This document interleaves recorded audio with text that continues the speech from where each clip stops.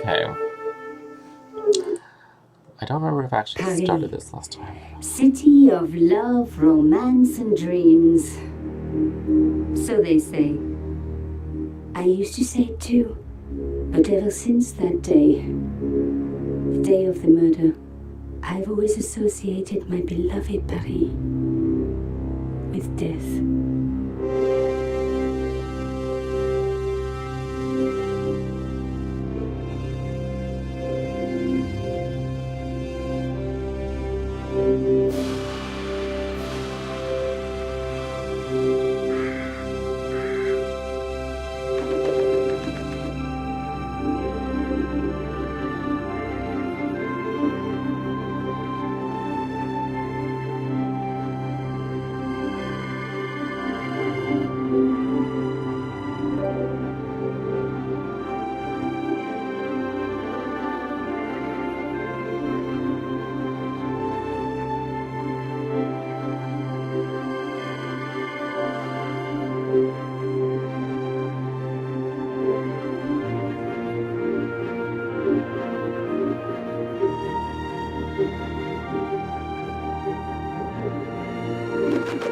I was at home having a bath when my editor called.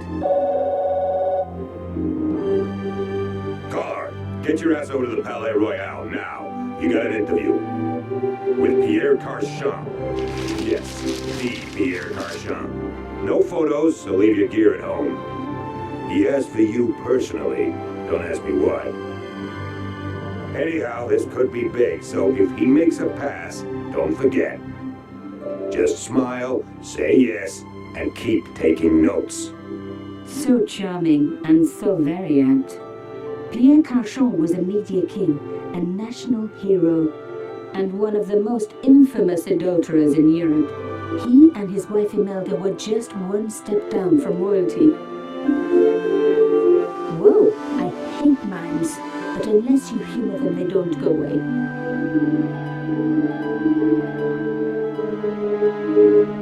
Here I was, the palace of the media king and the ice cream.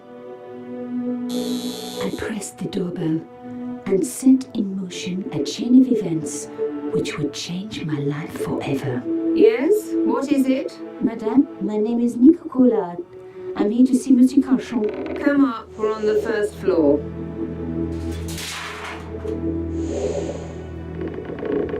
Madame Carchon, it's a pleasure to meet you.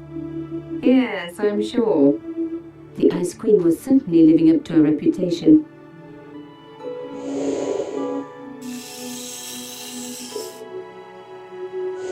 Will you be staying for the interview? Mademoiselle, I know little of my husband's business affairs, and I care even less. I certainly have no intention of watching him pore over yet another pretty little journalist. Pretty? You're too kind, madame.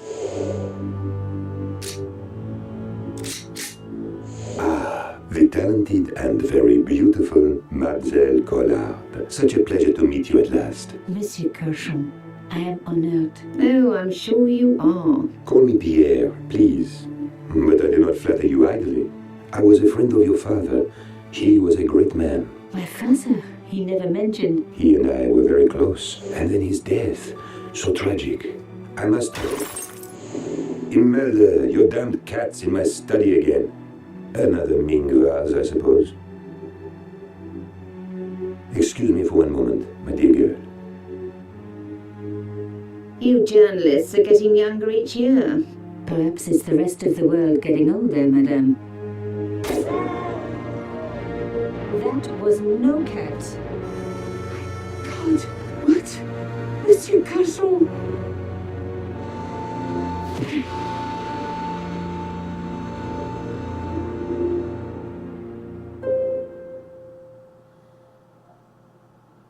He's dead. I must call the police. You'd better stay here. There was a man. It was the mime. Do you think he... Well, I believe we can rule out suicide, don't you? No wonder they called her the Ice Queen. She would have been top on my list of suspects if I hadn't seen the attacker myself. And if I hadn't come across a couple of murders just like this already. One of the most important men in Europe murdered. And here was I, Nico Coulard, alone at the scene of the crime. Should I wait for the cops? Or start my own investigation? It was a no-brainer.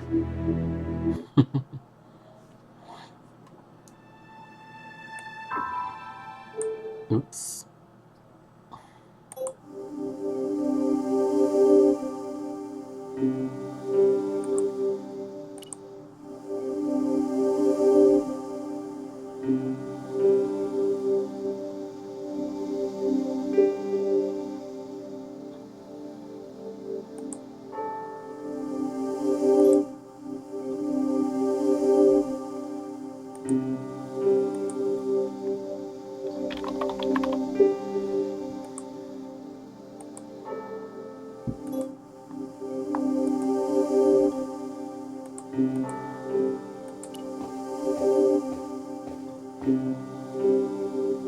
Mimes and guns don't usually go together, but I had an idea that this was no ordinary mime. I'd come across this murderer before and written about him. The costume killer, at least that's what I called him. Some people hate searching corpses for clues. Me, I'm okay with it. Reminds me of an old boyfriend. Carchon had been shot. In his pocket, I found a ticket stamped Bateau de la Conciergerie. Taking the ticket meant I tampered with the evidence. There was no going back now.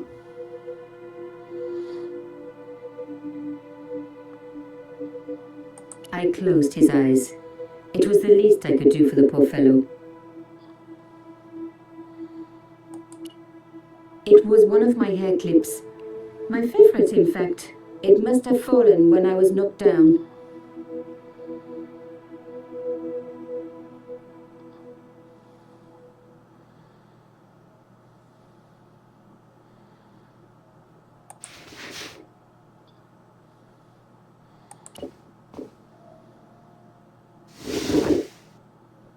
A small round piece of glass had been cut out of the pane. This was a professional job.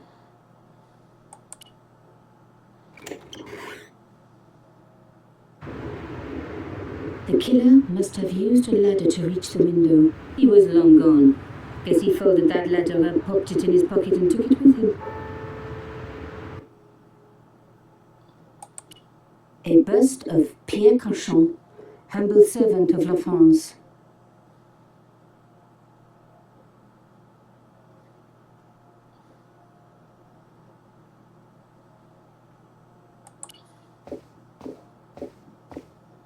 The bookcase was filled with obscure first editions.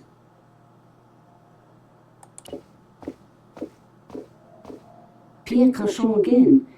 His eyes seemed to follow me around the room.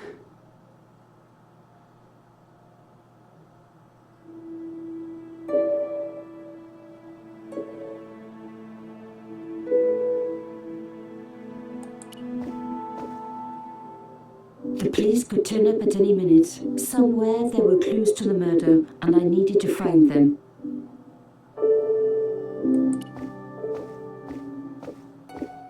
A Louis XIV table with an antique cloth. Imelda had taste, but hey, with a husband that rich, taste is easy. I reckoned that cloth might just turn out to be useful. Even my fingernail wouldn't fit into such a small hole.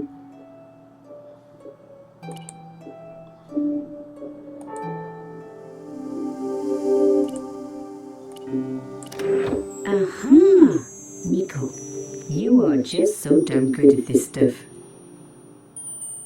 Instead of comforting Imelda, I was ransacking her flat. Why? Because there was something going on here, and I had to get answers before the cops arrived. And hey, she'd been rude to me, so she had it coming.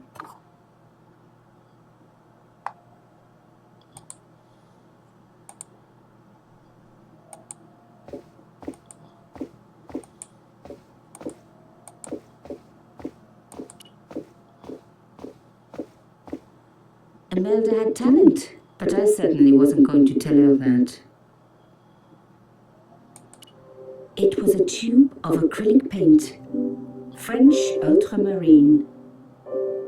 Just the color I was after for my bathroom. I'm sorry, I have to go. Someone is...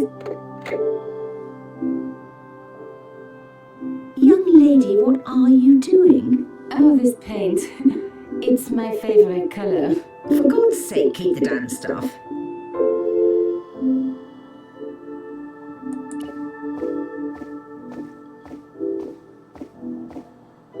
Excuse me, madame. Yes?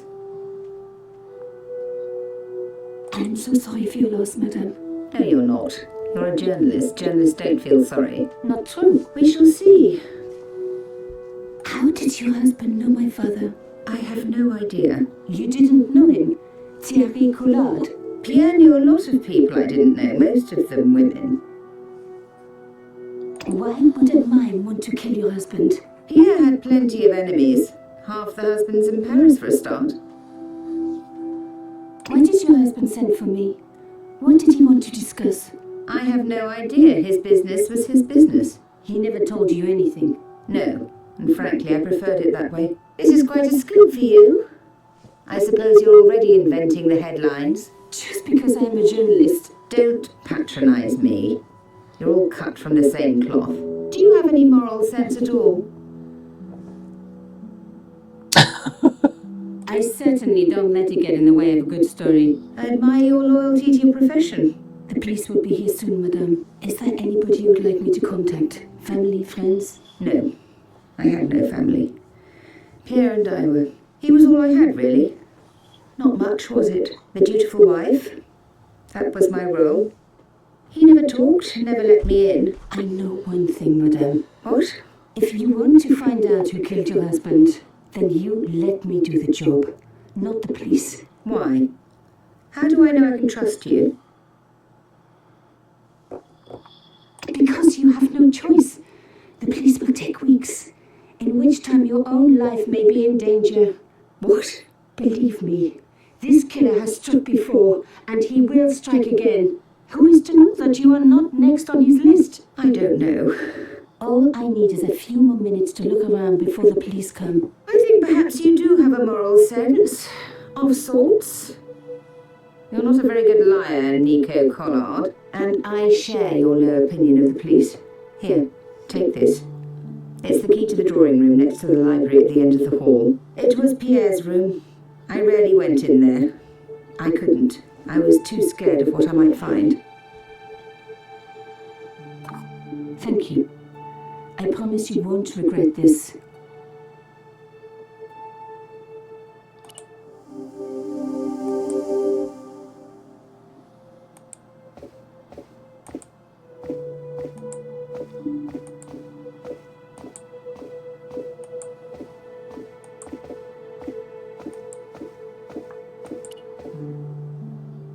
The door was locked.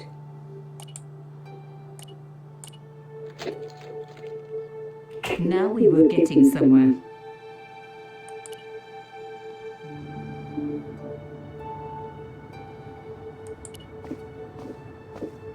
The painting showed the Cachons together, in love.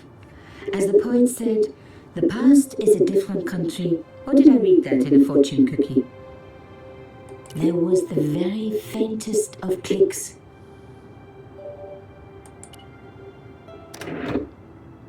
Behind the picture was a safe. The safe was locked. I needed the key.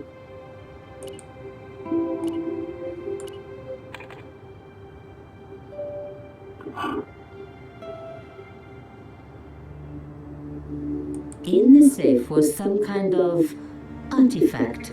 There were strange symbols on its surface. It looked like the printer's blocks I'd made at art school. If there was one thing I'd learned about symbols, they are always important. But these symbols scratched into stone were impossible to read.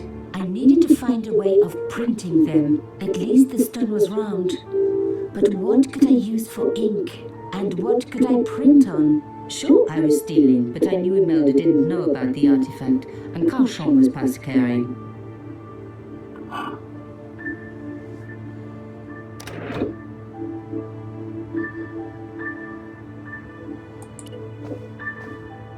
I didn't need the lights on. It was light enough already.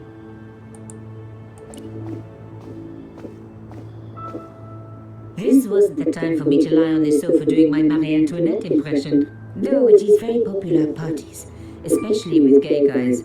Don't ask me why.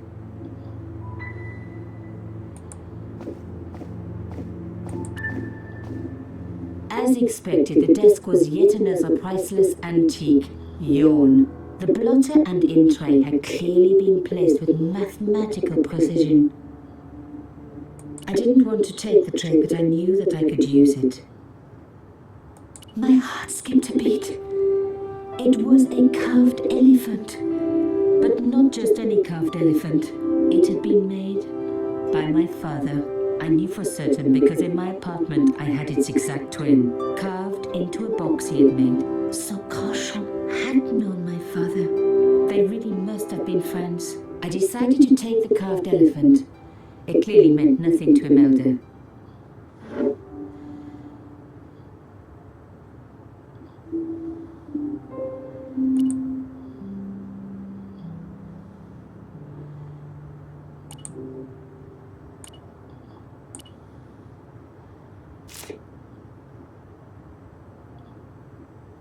I'd spread blue paint over the bottom of the tray.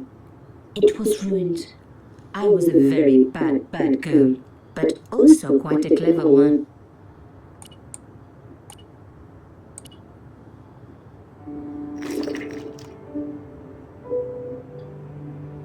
I rolled the artifact in the paint until it was completely coated.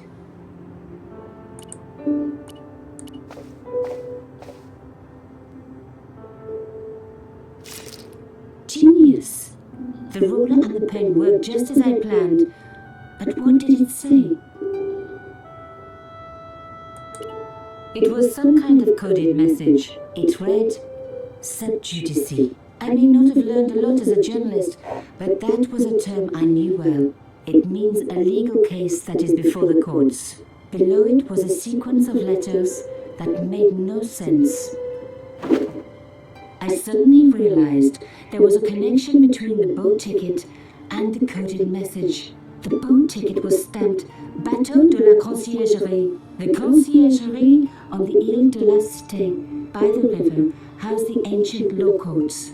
So, sub judice could in this case mean literally under the law courts, below the Conciergerie. I was pretty sure I'd found all I could here. And besides, all this opulence was making me pine for my regular life of poverty. This was a huge story. It was also one heck of a puzzle with a lot of pieces missing. But I was going to crack it. And if I could just remember the name of that fancy prize you get for being an ace journalist, I was definitely going to win it this time.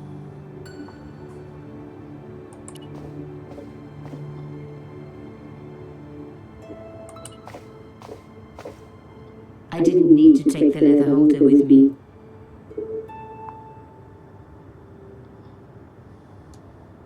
An antique not a lot.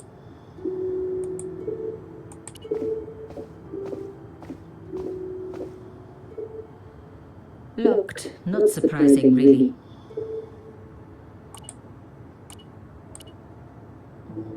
It didn't work, but I guess it would have been surprising if it had.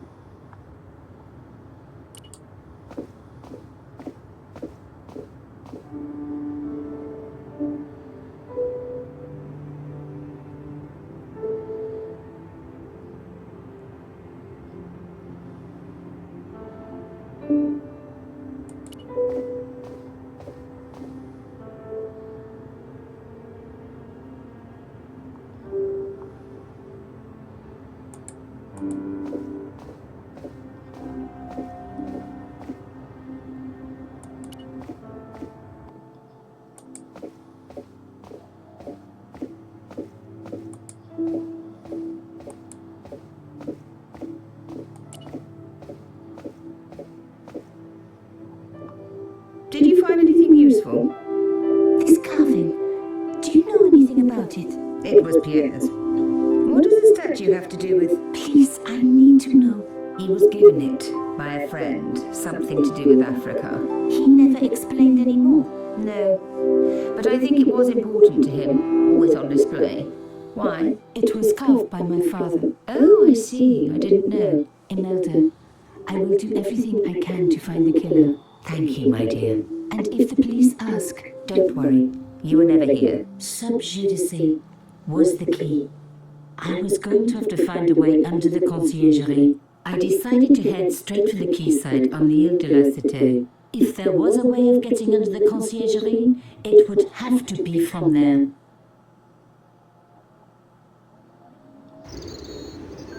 Canchon wasn't the type for messing about on the river. He was up to something down here. Something that got him killed. Okay, I'm gonna pause for a bit. Wait. Let's see.